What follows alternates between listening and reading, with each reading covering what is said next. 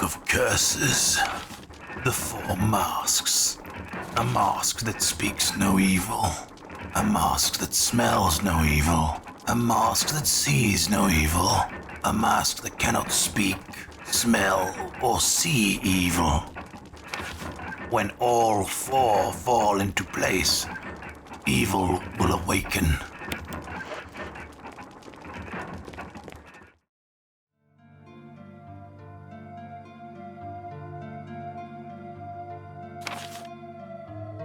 We have new information regarding those beings. They may appear to be dead, but in fact they are able to come back to life. However, there are ways to prevent them from becoming active again. Currently, there are two known methods to seize their resurrection. 1. Incineration. 2. Destruction of the head. If further methods are discovered, they will be notified immediately. Meanwhile, to those of you who still have the will to live, oil has been placed on the first floor of the mansion. Take as much as you need. You'll need something to light it with, which you'll need to find by yourself.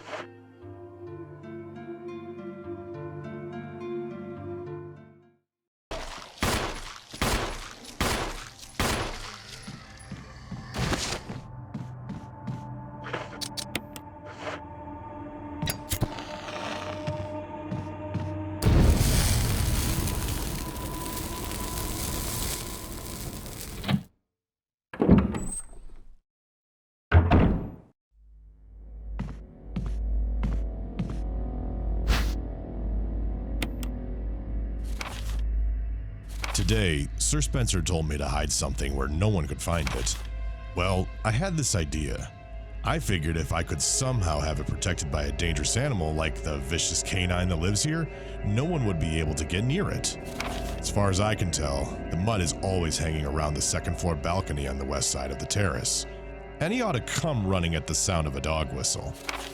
This is where you come in. The thing is, I reckon you're the only person that can get near that damn dog without risking a serious mauling. Which means only you can put this collar on him. The object that Sir Spencer wants hidden is concealed inside. You're the only person I can trust with this. Of course, you'll get something out of it as well. Remember that certain item that you've always wanted to get a hold of? Well, in exchange for your services, I just might be able to get it for you. This could work well for both of us. John Tolman.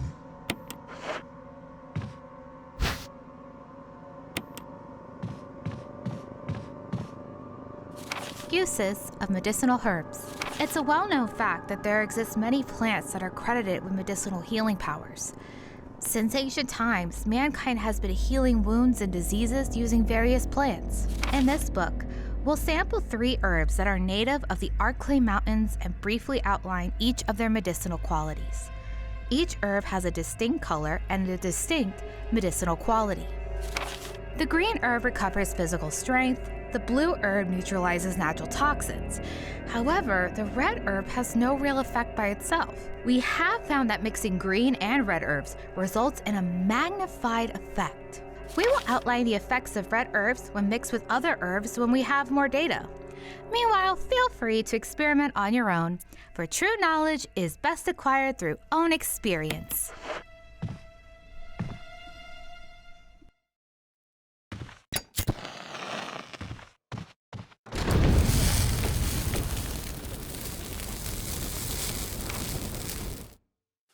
May 9th, 1998.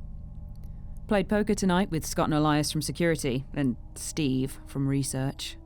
Steve was the big winner, but I think he was cheating. Scumbag. May 10th, 1998. One of the higher-ups assigned me to take care of a new creature. It looks like a skinned gorilla. Feeding instructions were to give it live animals. When I threw in a pig, the creature seemed to play with it, tearing off the pig's legs and pulling out the guts before it actually started eating. May 11th, 1998. At around 5 a.m, Scott woke me up. Scared the shit out of me too. He was wearing a protective suit. He handed me another one and told me to put it on. Said there'd been an accident in the basement lab. I just knew something like this would happen. Those bastards in research never sleep, even on holiday. May 12th, 1998. I've been wearing the damn spacesuit since yesterday. My skin's getting grimy and feels itchy all over. The goddamn dogs have been looking at me funny, so I decided not to feed them today. Screw them. May 13th, 1998.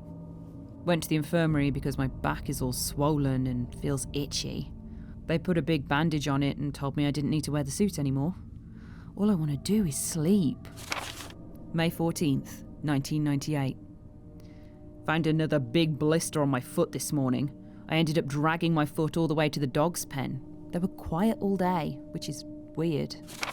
Then I realised some of them had escaped. Maybe this is their way of getting back at me for not feeding them for the last 3 days. If anybody finds out, I'll have my head handed to me. May 16th, 1998. Rumours going around that a researcher who tried to escape the estate last night was shot. My entire body feels hot and itchy. I'm sweating all the time now. I scratched the swelling on my arm and a piece of rotten flesh just dropped off.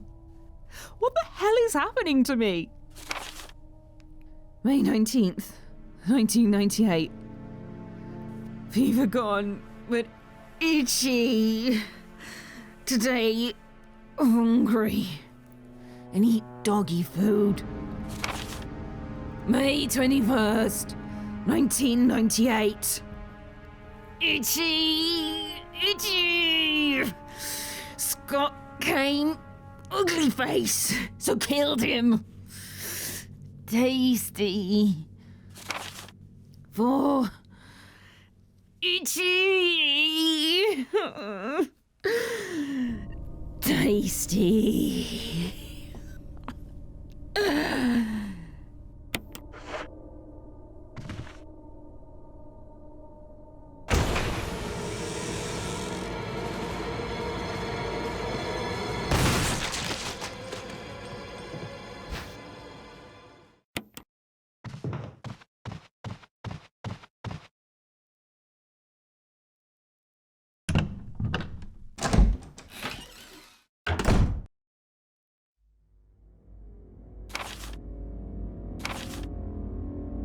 June 3rd, 1998. My dearest Alma, let me first apologize for not being able to call you. A man wearing sunglasses didn't permit any phone calls. Sorry, Alma. I sit here trying to think of where to begin, of how to explain in a few simple words all that's happened in my life since we last spoke.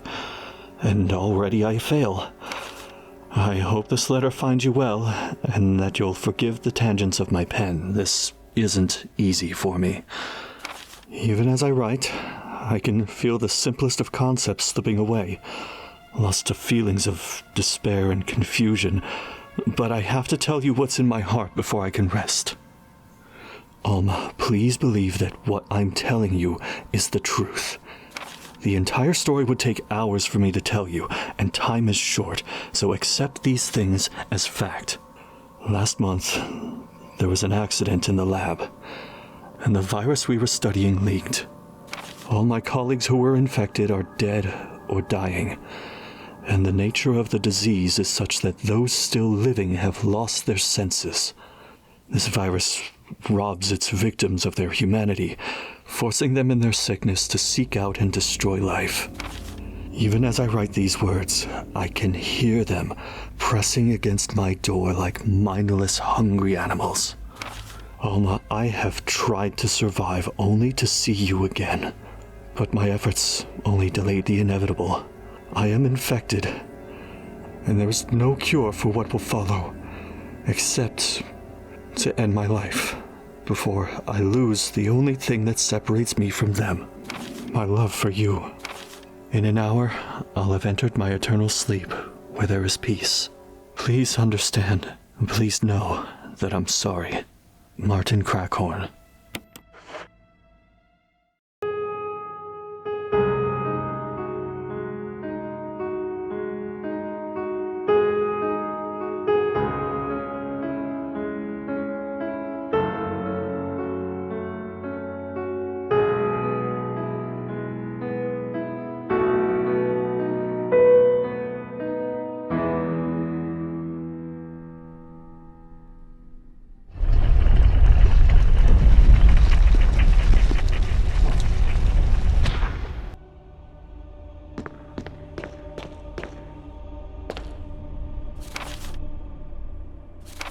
November 24th, 1967.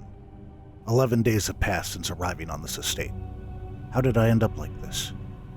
A guy in a lab coat brought me a meager plate of food and said, "Sorry to put you through this, but it's for security reasons." That's when it hit me. It all makes sense now. There are only two people that know the secret of this mansion, Sir Spencer and myself. If they kill me, Sir Spencer will be the only person that knows the secret. But for what purpose? It doesn't matter now. It's too dangerous here. My family, I hope they are all right. I've decided to escape. Jessica, Lisa, I pray you are safe. November 26, 1967. How could I be so careless? I lost my favorite lighter, the one Jessica gave me for my birthday. Now it's going to be that much harder to get out of this dark place. November 13th, the date my fate was sealed. My aunt was hospitalized just 3 days before that. Jessica and Lisa said they were going to visit her. I wish I could be there with them. But wait, even as I'm writing, my memory is coming back to me more vividly. Just before I passed out, I remember the men in lab coats said something like, "Most likely your family is already..." I pray for their safety. November 27th, 1967. Somehow, I managed to get out of that room, but getting out of the mansion won't be as easy. I have to get past all the booby traps, tiger eyes, gold emblem. I have to try and remember for my own sake.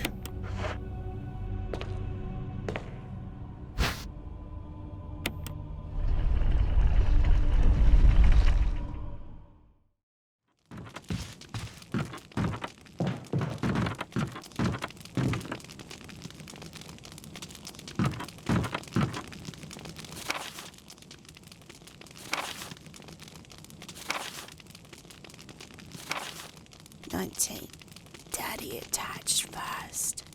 Mom attached second. Inside, red and slimy. White and hard. Not true. Where? Hello, Dad. Found Mom again. When touched Mommy, she moved no more. She's screaming. Why? I just want to be with her. For Mom, where? I miss you.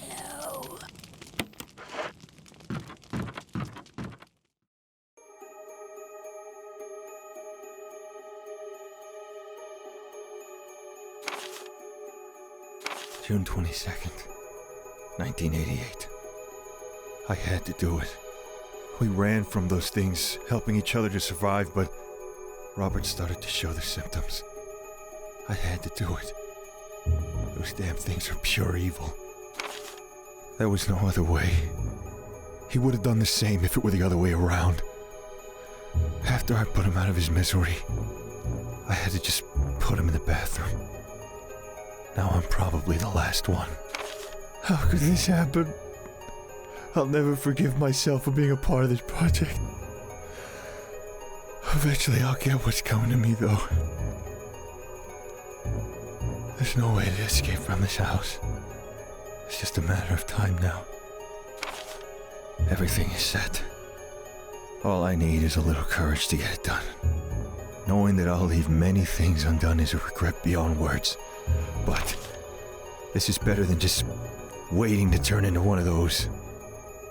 Please understand and at least let me end my life as a person. Linda, please forgive me.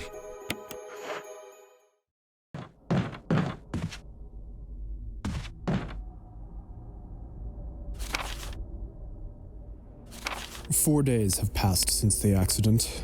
The plant at Point 42 is growing at an amazing rate. Although there are many unknown aspects about this plant, we know that in comparison with the other group of plants, the T-virus has had a substantially stronger effect on this one. The T-virus has drastically morphed its host's anatomy, as well as its size, Looking at its current state, it's difficult to imagine its original appearance. Nowhere on Earth will you find anything like it. We've also found that Plant 42 has two main sources of acquiring its necessary nutrients. One source is through its root. Somehow it has rooted itself down into the basement. Immediately after the accident, a scientist went mad and destroyed the aqua ring. Ever since, the basement's been like a pool. There is a high possibility that it's one of the chemicals in the water that's promoting the Plant 42's rapid growth. However, we have yet to determine the specific chemical. A bulb-like body of the Plant 42 has been sighted hanging from the ceiling of the first floor. We are sure that it used the air ducts to reach the first floor. Numerous long tentacle-like vines are protruding from the bulb. We believe the vines are the second means of acquiring its nutrients. When the Plant 42 senses prey, it uses the tentacle-like vines to capture its prey, and after doing so, suckers in the vine drain the prey of its blood. We've also noticed that it has some intelligence. When it captures its prey, or when it's inactive, the vines twine around the door to stop possible intruders. Unfortunately, several of our scientists have already fallen victim to this Plant 42.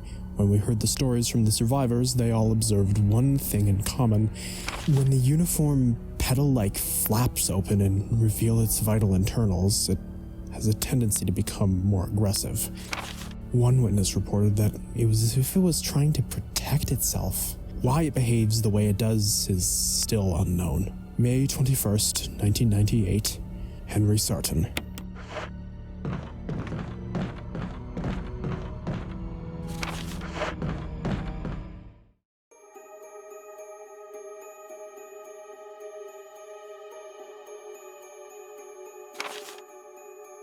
The similarities in the cellular characteristics of the rapidly growing plant infected by the Tyrant virus have been reported in previous papers. However, while repeating these experiments, an interesting new fact became clear.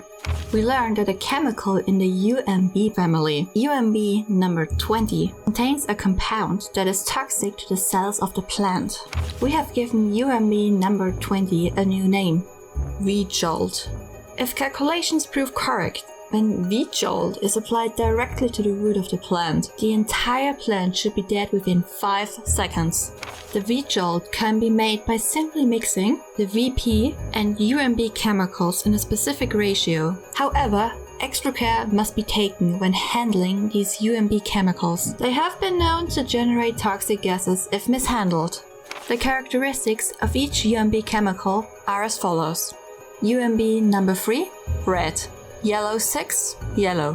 UMB number 7, green. UMB number 10, orange. VP 017, blue. V-Jolt, dark brown.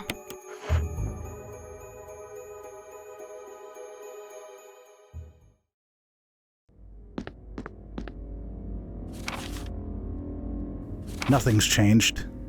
I never thought that this room I designed as an experiment would pay off like this. I could hide here safely for a while, because nobody knows about the secret behind this painting, not even Sir Spencer. Painting of a mansion in the back of the art room.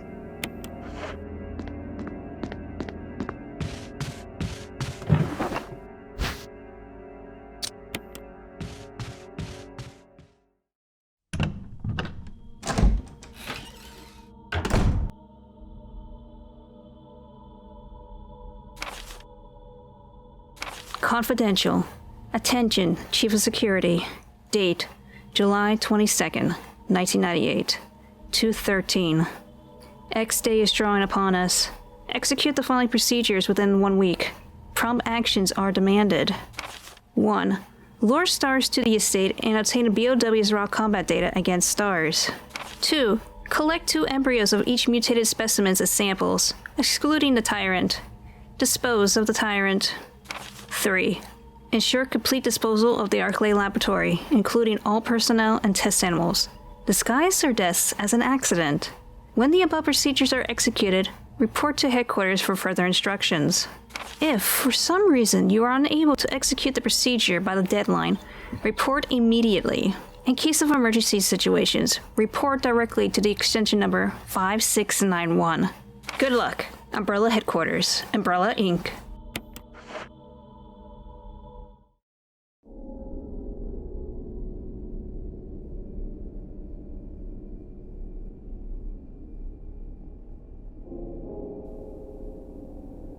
November 29th, 1967. I can't get out. I've tried every possible way to escape, but only to be faced with the reality that I'm trapped. I've been everywhere. The laboratory with those large glass tubes filled with formaldehyde and those dark, wet, eerie caves. What can I do? At first, I didn't want to believe my eyes, but that familiar high-heeled shoe in the corridor, it was like reflex. One name came to mind. Jessica. I don't want to believe they share the same fate as me. No, I can't give up hope. I have to hope they're alive. November 30th, 1967. I haven't had anything to eat or drink for the past few days. I feel like I'm going crazy. Why is this happening to me? Why do I have to die like this? I was too obsessed with designing this ghastly mansion. I should have known better. November 31st, 1967. It was a dark and damp underground tunnel, and another dead end. But even in the darkness, something caught my eye. Carefully, I lit my last match. I had to see what it was. A grave. But deeply engraved into the stone was my name, George Trevor. At that instant, it all became clear to me. Those bastards knew from the beginning that I'd die here, and I fell right into their trap. But it's too late now. I'm losing it. Everything is becoming so far away. Jessica, Lisa, forgive me. Because of my ego, I got both of you involved with this whole damn conspiracy. Forgive me. May God justify my death in exchange for your safety. George Trevor.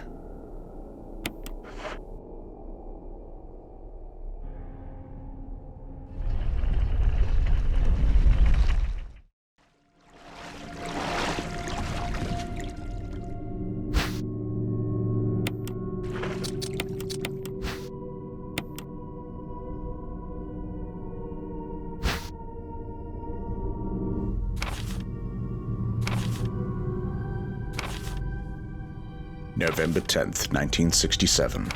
Progenitor virus administered. Jessica. Administered virus type A. Plasmalizing of tissue during cell activation.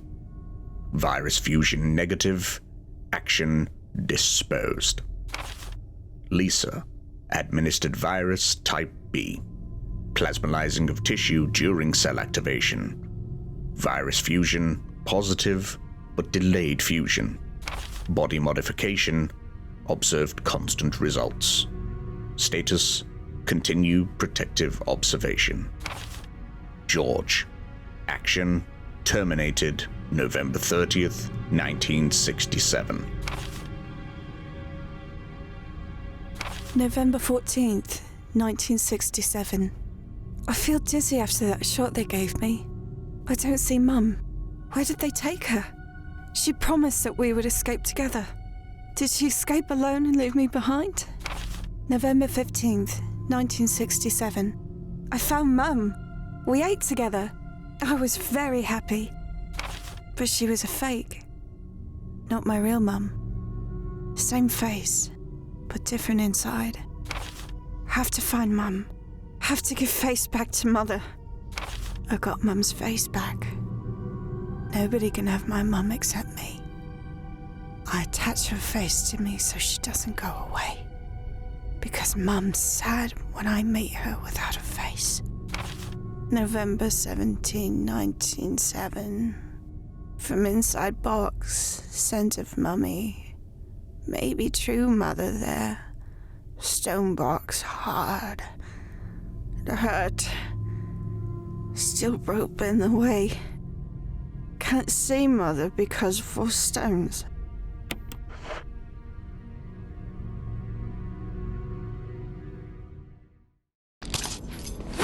Barry!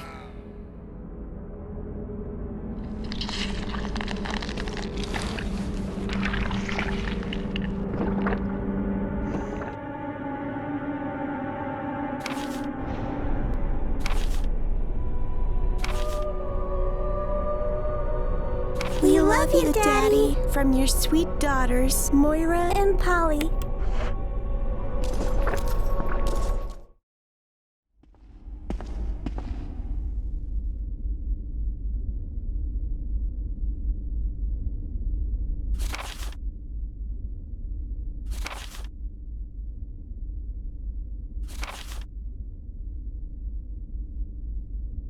To my Lisa. Day by day I can feel my consciousness drifting further and further away. The shots given to me by men in white clothes made some of Mummy's itching go away. And today they gave me another shot saying it was nutrition. When they give me the shots, Mummy can think straight. But Mummy's shocked and sad because Mummy's unable to think of you all the time. Mummy's afraid. Afraid of forgetting everything, especially the memories of you and Daddy. What your faces look like, how we used to be together. They're all starting to disappear into somewhere dark in my mind. Oh, Lisa, I wish I could touch your face and hold you in my arms right now, so that I can hold on to our wonderful memories of you and Daddy. Lisa, we can't stay here any longer. We have to escape. Listen to me, Lisa. Our chance to escape is the next time we go to that lab together. We'll both pretend that we're both unconscious, and when that man in white clothes is off guard, that will be our chance. When we're on the outside, let's look for Daddy together. Okay, sweetie? Be strong, Lisa. November 13th, 1967. Jessica Trevor.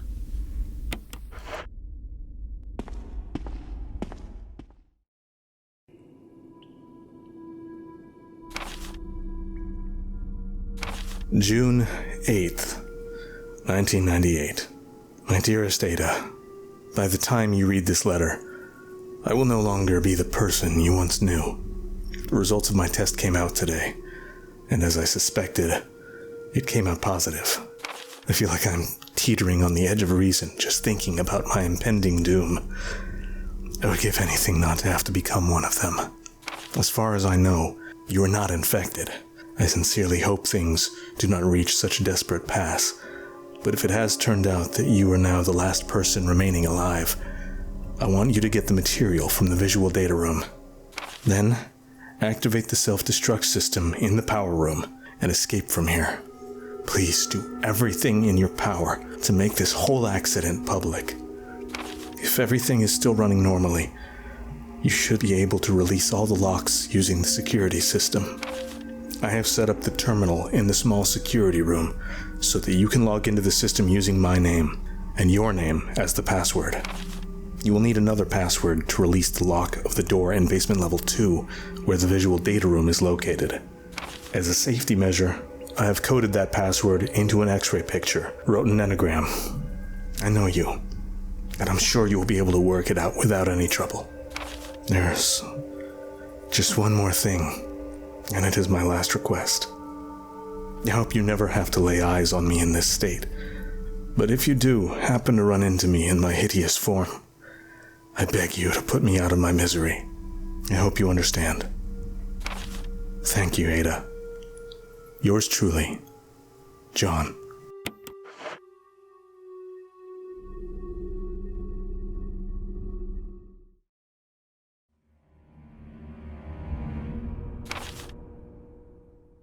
There's now evidence that when the host loses consciousness, the body goes into a dormant state. During this time, the virus becomes active and rapidly transforms and reconstructs the basic composition of the body. The hosts eventually mutated into a humanoid creature.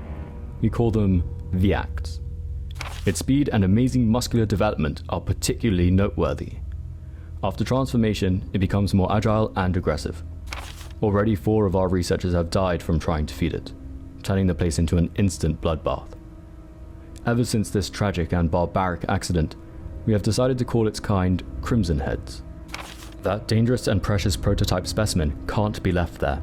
We have to figure out a way to deal with it. Termination is definitely not an option. We finally decided to freeze the specimen and confine the body inside the basement of the backyard cemetery.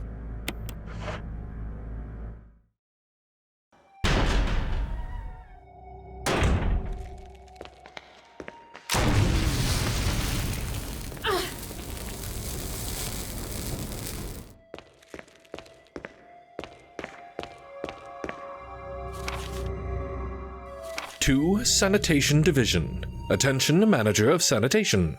From Raccoon Disaster Contingency Committee. The contents of this fax are confidential and intended for the named addressee only. Any copying or disclosure of the contents of this fax to any third party is strictly forbidden by the sender. After reading the contents of this fax, it must be destroyed immediately. We expect a significant increase in the damage done by the recent T-virus outbreak than initially estimated. There are several concerns. First concern, more than half of the researchers have been infected by the T-virus and died. It has also been reported that almost all of the survivors of this accident are starting to show symptoms of the T-virus infection. Second concern, our secret security patrol team has also been completely eradicated. Therefore, our most secret research is in danger of public disclosure. Quick actions are demanded to prevent mass media coverage. Third concern, there's a high possibility that most of the specimens are running loose inside the compound. We expect many casualties to follow. However, yet unfortunate, these casualties underscore the success of our research results. Actions must be taken to prevent our research results from being made public. We suspect the first official intervention will come from the state police and STARS. We strongly recommend taking measures against them first.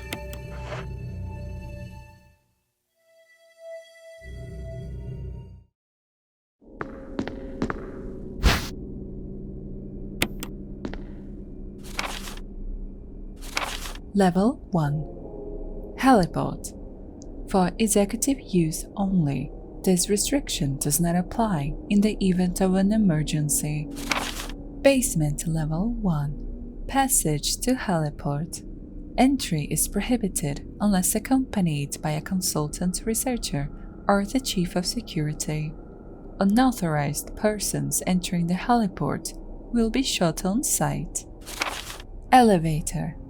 The elevator stops during emergencies. Basement Level 2. Visual Data Room. For use by the Special Research Division only. All other access to the Visual Data Room must be cleared with Keith Irving, Room Manager. Basement Level 3. Prison. Sanitation Division controls the use of the prison. At least one consultant researcher, E. Smith, S. Ross, A. Wesker, must be present if viral use is authorized. Triple lock door. Entry into the room is limited to the sole person who deactivates the lock with all of the passcodes. Accessing the exclusive output terminals located in each section of the senior researchers deactivates the lock. Power room. In this room, nitro compound is used as the primary fuel source of power. Access is limited to headquarters supervisors. This restriction may not apply to consultant researchers with special authorization. Passcode output terminals. Use and access of the output terminals is limited to authorized senior researchers. Basement Level 4. Regarding the progress of Tyrant after the administration of T-virus.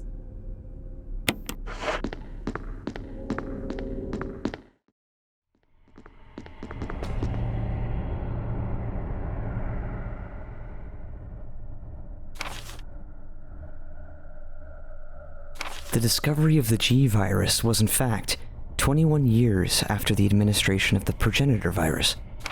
The prototype parasite, which we had delivered from a laboratory in France, was administered to the sample specimen. The sample specimen took in the parasite without showing any signs of adverse reaction. The lack of any reaction was an unsolved mystery. But now everything is clear to me. The prototype parasite was incubating in the sample specimen's body for 21 years. Then, from that incubating state, the prototype suddenly mutated. Evolved may be a more appropriate word to describe it. This observation gave me more insight in my research. Through through further modification and testing, I was able to derive a method to create the G that surpasses the performance of the T. This was the breakthrough that would change the future of the BOW's history. I can't wait to see the look on Alexia's annoying face when I finally announce my research, but unfortunately I'll have to wait a few more years to completely verify my findings. William Bergen.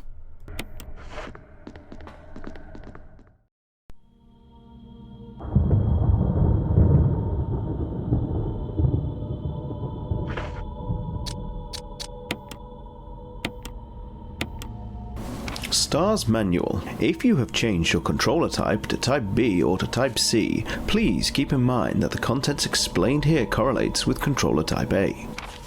How to view your status screen. Press the Y button during the game. You will not be able to view the status screen during cutscenes or while being attacked. In the status screen, you will be able to do the following things: equip items, use items, view maps, read files. How to view map. In the status screen, select map from the menu bar, or simply push the Z button during the game. If you have not obtained a map, only the places you have explored will be displayed. How to read maps. Uncolored rooms, unexplored rooms, orange rooms, rooms with still items left, green rooms, explored rooms without any items left, red door, a locked door, white door, unlocked door, blue door, door you have been through.